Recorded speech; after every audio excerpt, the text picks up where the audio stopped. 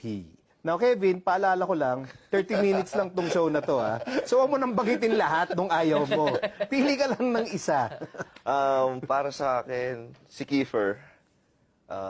Kasi since high school, siya talagang ano ko eh, sobrang siya yung pinipigilan ako makakuha ng championship eh. High school, nagtapat na kami ng championship. Tapos college. Kasi ano nga, di ba, nung high school kayo, naalala ko yun, ikaw si Durant, siya si Kobe Bryant, di ba? Parang ganun yung rivalry ninyo eh. So, yan bang pag sinabi mong ayaw mo kay Kiefer, eh, dahil nga parang, kasi nga kayo lagi yun nagtatapat eh. Oo. Tsaka sobrang galing niya. Sobrang talino ni Kiefer. Best friend kami sa labas ng court. Pero sa